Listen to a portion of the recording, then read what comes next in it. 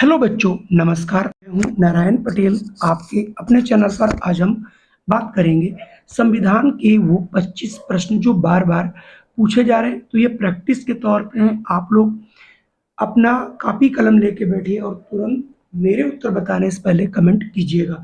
तो देखिए, पहला प्रश्न है, संविधान सभा की प्रथम बैठक कब हुई?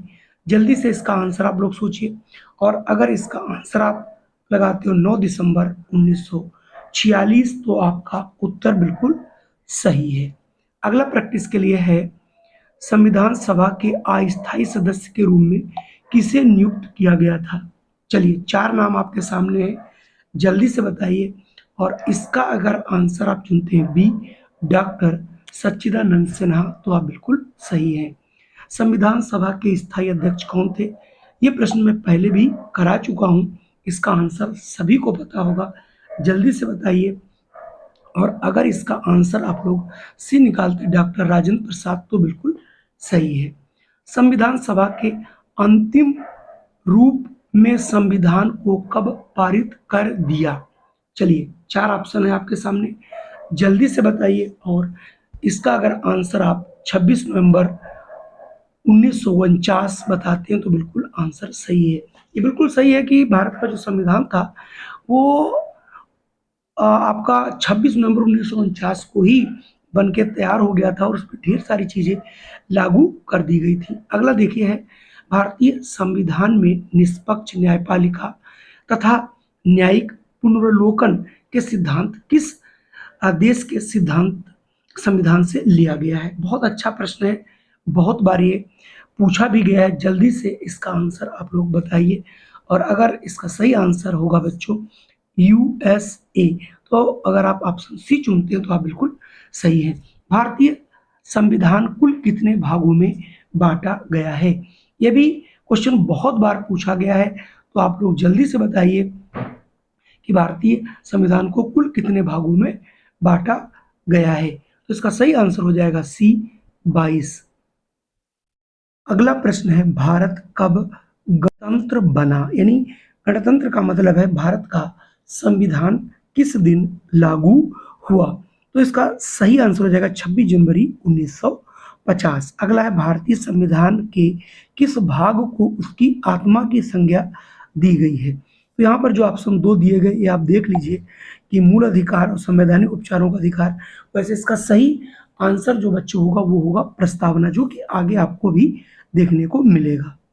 जैसा कि मैंने बताया था, प्रस्तावना देखिए आपको यहाँ पर देखने को मिल रहा है। भारतीय संविधान अनुसार भारत, तो इसमें देखिए ये ऑप्शन आपके सामने 4 दिए गए हैं। तो इसका सही तो ये होना चाहिए, इसका प्रभुत्व संपन्न धर्मनिरपेक्ष लोकतांत्रिक गणराज्य। तो यहाँ से ऑप्शन डी वाला सही हो जाएगा। तो यानी ऑप्शन यहाँ से डी आप लोग लगा लेंगे। अगला है, भारतीय संविधान सभा ने राष्ट्रीय ध्वज को कब अंगीकृत किया? तो जल्दी से इसका बताइए। तो ये भी प्रश्न कई बार आपसे पूछा गया है। और इसका अगर सही आंसर आप लगाते हो 22 जुलाई 1947, तो आपका आंसर बिल्कुल सही है। अगला प्रश्न है, संविधान सभा ने राष्ट्रगान को कब स्वीकृत किया? वेरी मोस्ट इंपॉर्टेंट प्रश्न ये भी है। और इसका उत्तर होगा बच्चों 26 जनवरी 1950। ठीक है, चलिए अब मैं बढ़ता हूं अगले प्रश्न पर। अगला प्रश्न है, किस आधार पर भारतीय नागरिकता समाप्त हो सकती है? देखिए, बहुत अच्छा प्रश्न है। तो यहाँ पर अगर आप परित्याग करते हैं तब तो हो ही जाएगा, सरकार द्वारा अगर छीना जाए तब भी, और अगर अन्य देश की नागरिकता स्वीकार करने से भी हो सकता। तो यहाँ से ऑप्शन आपका डी वाला सही होगा, यानी ये सभी। संविधान द्वारा नागरिकों को प्रदत्त मूल अधिकार कितने हैं? ये भी सभी बच्चों को 100% पता होगा, जल्दी से कमेंट करिए। और अगर आप लगाते हो 6, तो आपका आंसर बिल्कुल सही है। जो संपत्ति का अधिकार था वो हटा दिया गया, वो कौन सा संविधान में संशोधन किया गया? जल्दी से इसका आंसर आप लोग बताइए। और अगर इसका आंसर आप निकालते हैं 44वां, तो आपका आंसर बिल्कुल सही है।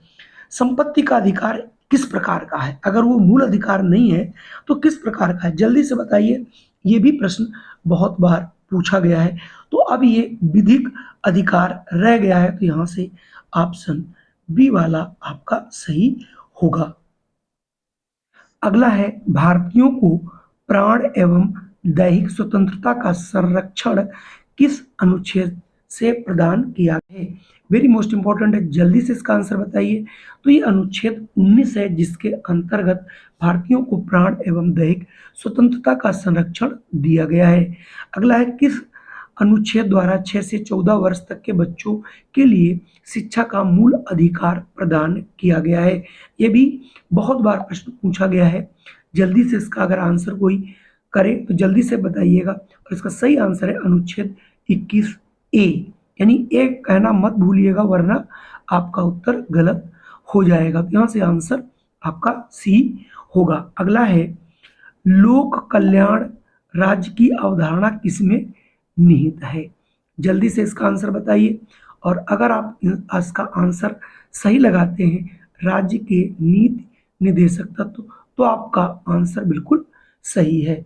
अगला प्रश्न है नीति निर्देशक सिद्धांत क्या है, यानी इसका मतलब क्या है। ये वाद योग्य नहीं है, तो इसका मतलब यहाँ से आंसर बी हो जाएगा। अगला प्रश्न है अनुच्छेद 40 राज्य को निर्देश देता है कि वह क्या, यानी क्या निर्देश देता है कि वो जो अनुच्छेद 40 है, जिसमें ग्राम पंचायत के गठन और उनके क्रियान्वयन के बारे में दिया गया है, इसका मतलब अनुच्छेद 40 जो है ग्राम पंचायत संगठन करे, इसके बारे में बताता है। मूल भारतीय संविधान में नहीं था, क्या नहीं था, जो मतलब बाद में जोड़ा गया। तो जल्दी से इसको आप लोग बताना है। तो इसका सही आंसर हो जाएगा मूल कर्तव्य, यानी मूल कर्तव्य जो है मूल संविधान में नहीं थे। अगला है 22वां भारतीय संविधान में उल्लेखित मूल कर्तव्य किस देश से लिए गए हैं। तो जल्दी से इसका आंसर करिए। इसका आंसर होगा सी, फ्रांस से। संविधान के मूल कर्तव्यों की संख्या कितनी, ये प्रश्न भी कई बार आ चुका है। और ये सिद्धांत, ये जो मूल कर्तव्य वो 11 हैं, ये आपको पहले भी बताए थे।